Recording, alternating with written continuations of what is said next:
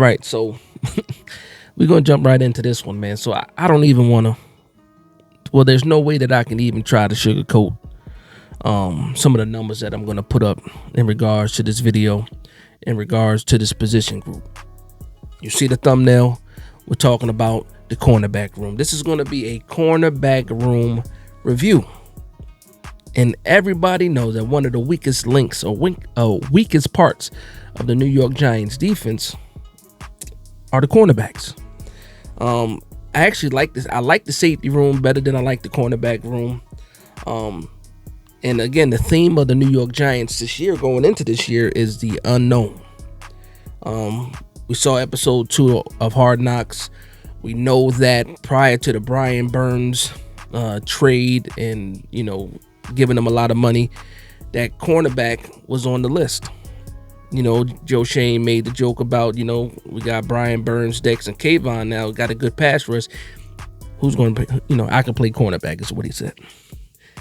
But again, when you dig a little bit deeper into that, conversation or into that statement, you realize that cornerback was a key position for the New York Giants going into the season. They needed to find out, or they needed to sign a cornerback. Now, there's still a chance that they can sign a cornerback. There's some cornerbacks out there right now. While I'm recording this right now, you got veterans like bringing Adoree Jackson back possibly. Stephon Gilmore is another guy, but I'm pretty sure he probably wants to sign with the contender. There's some guys out there still on the market, free agents. We actually signed a couple of free agents as well. But I think because of what we did in free agency, it kind of took a little bit of money away. Even with the new Darren Waller money, you might think that we got a little bit more money now. We could see if we can, find a veteran out there. But we got to see this thing, or we're going to see this thing play out. Now, earlier in the offseason, when they talked about cornerback 2, obviously a lot of people, jump right to Cordell Flott. I'm one of the few people that are, big on Nick McCloud. I think that the numbers for Nick McCloud are a little bit better. Granted, he played way less snaps than Cordell Flott, but there's just something about Nick McCloud, even with the small sample size of what we have of Nick McCloud, in my opinion, for the years that he's been here, he stood out. He's made some plays. Again, small sample size, and we know that when it comes to a smaller sample size, grades might be a little bit higher because, he did more with less. Cordell Flott, again, one thing I'll say about Cordell Flott, we have to stop drafting and signing over our draftees. And Cordell Flott has played some slot. When we drafted him, we knew he had the versatility of playing outside, inside, and even at LSU, he did play a little bit of safety as well. So he is a versatile young player. He has the length that you want. We need him to gain a little bit more weight, get a little bit stronger. That'd be ideal for him. But you got to take the trainer wheels off.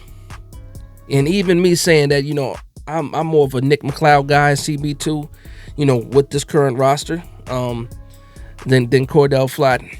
He's a third rounder. You got to give him every opportunity to get that spot. Now, will we find out what's going on by training camp and preseason, or will it take a couple of regular season games to see if Cordell Flott can hold on to this spot or not? That's something that we have to get into. But let's talk about a brighter spot real quick. I'm not going to talk too much about him because I'm high on this guy, and that's our first round draft pick last year, Deonte Banks. Now, surprisingly to me, when you look at his PFF scores, and again, PFF is what it is. I like to use the eyeball test as well as going back and looking at PFF to either confirm what I'm thinking or confirm what I'm seeing. But when I think about Deonte Banks, I'm optimistic. Did I think that he was going to jump right up and be the CB1 this year?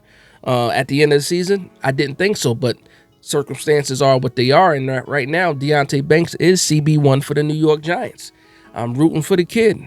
We can see he flashed. I like his physicality. I like his size. Pause. 6 foot, almost 6'1", 200 pounds, fast.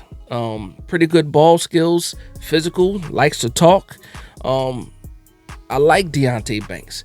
I wish we had another cornerback in the room that can help groom him and help him to be a better pro. Again, he's all by himself, except Jerome Henderson is still a part of the secondary coaches. So I like Deonte Banks. Again, his PFF grades were a lot lower than I expected them to be, but it is what it is. When you play for a defense that's not, what's the best way to say this?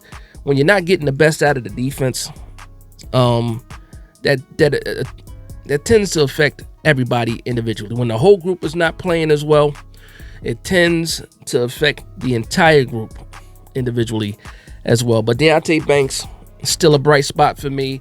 I believe he becomes that CB1, holds on to it, and becomes a very, very big part of this defense. That's what I'll say about Deonte Banks. Now let's get into these numbers about the next two guys I want to talk about. So I'm just going to throw up these numbers, right?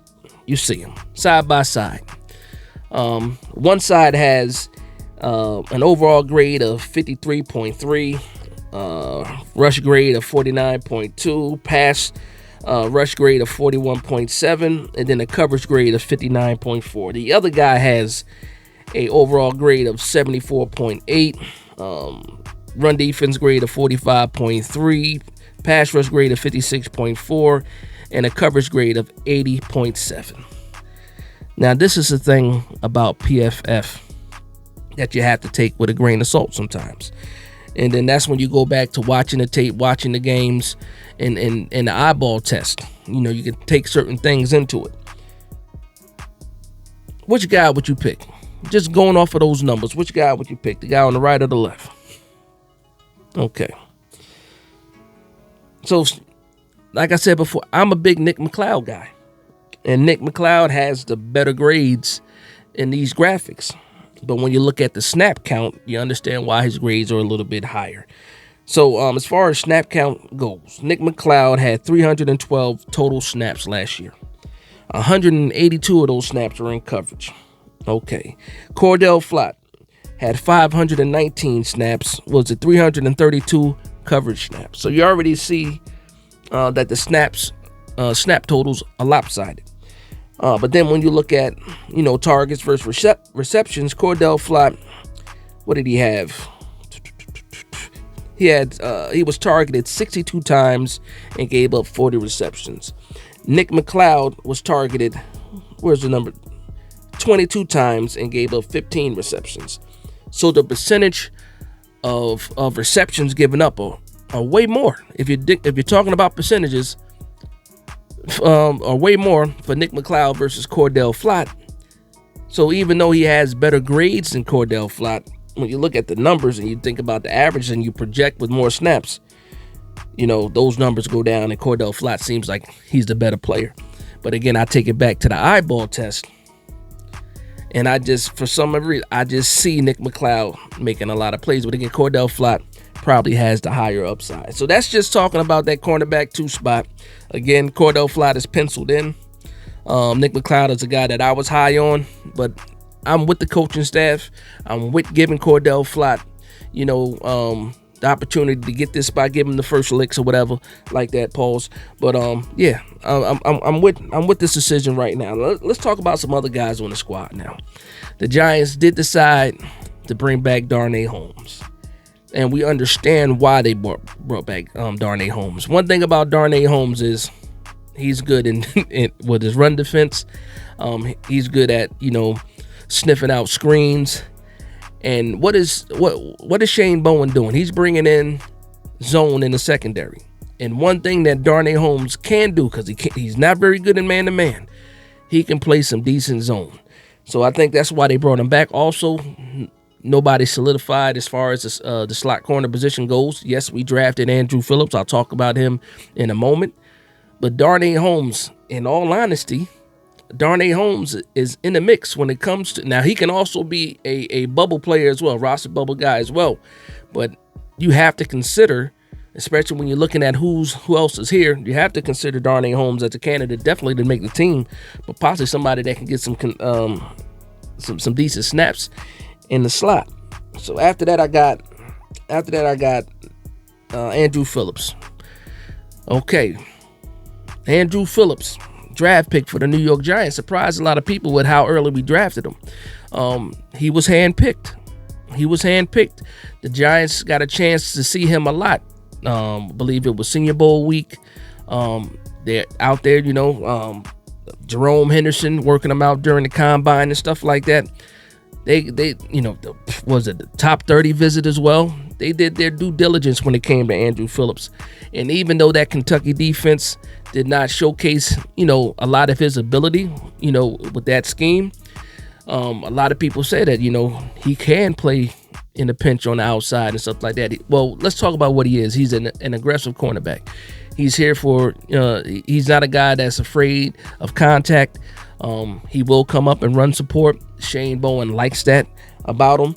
And, that's one of the main reasons why we picked him. Now, skill set wise, again, Jerome Henderson said, he liked what he saw. He was able to show him some things during the Senior Bowl week, things that he didn't see at Kentucky. So they were able to confirm some things that they didn't see, on tape. So you know what, Jerome Henderson, one of the best in the league to do it as a positional coach, especially when it comes to the secondary. I'm gonna go with Jerome Henderson and see what this guy can do. Is he penciled in as a starter right now? I think he is. I think he has the edge over Darnay Holmes. But you got all the training camp, you got all the preseason to figure out exactly what Andrew Phillips can bring to the table. Now, let's talk about the next guy. Next guy is going to be Trey Hawkins. Trey Hawkins went from the darling of training camp to after 2 games in, nobody even cared about him anymore. Wink Martindale was so high on him, had a lot of people fooled, had me fooled.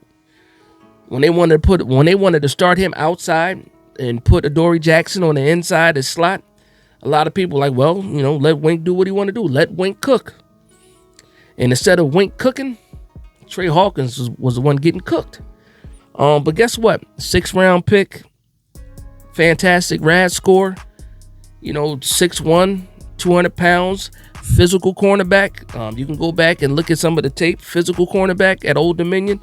But again, it's a big jump in talent versus who he played at Old Dominion, in the NFL. And to have your first game, you're out there trying to cover CeeDee Lamb and Brandon Cooks and all these other Dallas wide receivers, it was a hard day. And then to turn around and go to Arizona, and it is what it is. So, but here's the thing. Trey Hawkins is a 6th round pick. I think they're going to treat him like a 6th round pick. He does have, I can't say the skill set. He does have what you're looking for as far as length, speed, aggressive, some ball skills as well. We saw that in training camp. Just needs time to develop, and he has the right guy coaching him to help do that. But guess what? This year, I think there's less pressure on Trey Hawkins as far as, they're not going to throw him out there as a starter.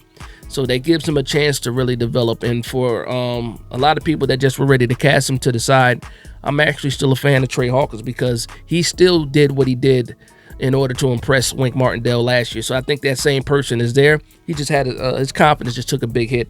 But let's continue to root for Trey Hawkins because, again, you can't teach that size, weight, and speed. And if he turns out to be a good contributor, that's even better for us. Now let's talk about some free agents that we picked up. We picked up David Long. You can throw him in the mix as somebody because he does have enough veteran experience. Is he one of the best guys? Absolutely not. That's not the guys that we picked up. But he is a guy that can push. Would I be surprised if he got some first team snaps? Absolutely not. Do I think he will? I don't think so, right away. It just depends on how the guys in front of him right now are playing. But I do like David Long as a veteran presence in the locker room. And then Trey Herndon. Another veteran guy, a lot of snaps, a lot of starts under his belt, played for the Jacksonville Jaguars, played outside, played inside, reached out to one of my friends that's a Jaguar fan, and they said that, if he can play the slot, he can give you some nickel snaps. He's that type of guy, but if you put him on the outside, it's not that good. And went back and saw, remember in 2022 when we played the Jacksonville Jaguars, off the bat, Daniel Jones hits Darius Slayton for the long touchdown pass. Guess who was defending Darius Slayton? Trey Herndon. Trey Herndon on the outside got cooked by Darius Slayton. It is what it is. But another guy that brings some veteran experience, another guy that you hope that these young guys can learn from, Does he have some? Is he familiar with this system? I don't believe he does. I don't believe there's a connection to Shane Bowen at all. But just a quality guy that has a lot of starts under his belt, a veteran that you need, especially when it comes to depth on this team. So lastly, I'm just going to talk about some of the other guys on the squad, lower depth chart guys. We got the UDFA, Alex Johnson, which I know a lot of Giants fans don't know about him. I got some Giants fans that are pretty high on him, his skill set. Played a lot of games for UCLA. Has a lot of college experience. And then it's a guy who actually was getting some second team snaps during minicamp and OTAs. So does he have a chance of making a team? It's a long shot, especially when you look at this room. But I'm not mad at Alex Johnson. I always cheer for the underdogs. Aaron Robinson. Now, Aaron Robinson was the guy that everybody forgot about. Injury history, can't stay healthy, can't stay on the field. He flashed for one game against the Miami Dolphins. I believe that was in 2021. But just injury after injury after that. Could he just be a camp body, something like that? Are they waiting for him to be healthy before they cut him? That's another possibility. But you always want to root for these guys. He was a third-round pick, I believe, from David Gettleman. I think it was 2020. I think it was 2020 when we drafted him. It might have been 2021. But, had a high pick, has a great skill set coming out of college. It seemed like a really good pick, but it's just to help with him because I think he actually was pretty decent, but I don't know what kind of condition he's in now, especially with all those injuries. Then we picked up Caleb Hayes from the Pittsburgh Steelers. Don't know much about him. And then there's another name I didn't even know was on the team. It's a Stanley Thomas Oliver, and I can't tell you exactly who that guy is. So as you can see, again, you can't sugarcoat the roster when it comes to the cornerback room. What you can do is hope that these guys improve. Hopefully that the coaching can get the best out of these guys. And also what you're really hoping for, is for the pass rush to get home. That is the best friend to the cornerbacks, to the secondary, is a good pass rush. And I think that's what Joe Shane and Brian Dable and Bowen are banking on. They're banking on the guys up front to get home fast in order to help out this secondary. And that's what I'm rooting for as well. But that's it, man. That's it. Tough video to go through, man. When you're hearing some of these names and you're looking at some of those grades, it's nothing to get excited about. The theme again, the unknown with the New York Giants, all the ifs when it comes to the New York Giants, the what ifs, like can Cordell Flott take the next step? I want Cordell Flott to take the next step. Can they do something with Trey Hawkins to make him a contributor? Can the new draft pick Andrew Phillips pan out and be an instant contributor for this defense? Like, these guys have to have it. Well, these guys need to take advantage of the opportunities that they're given. They need to improve, and hopefully they can do that because, listen, the secondary, outside of cornerback one and Deonte Banks, I believe this secondary room, when it comes to the cornerbacks, I think is wide open. The depth chart is wide open, and these guys, it's probably the most open, outside of running back, it's probably the most open positional group that we have, going into training camp. And, if you can show out in training camp and preseason, you're probably going to make the team. In all honesty, you're probably going to make the team. So, again, rooting for that. But that's going to be the video talking about the cornerbacks. I want to thank everybody for vibing with me. Please like, comment, and subscribe. And for one Giants fan to another, this is Big Dash Knows, Big Blue Nation. Let's go.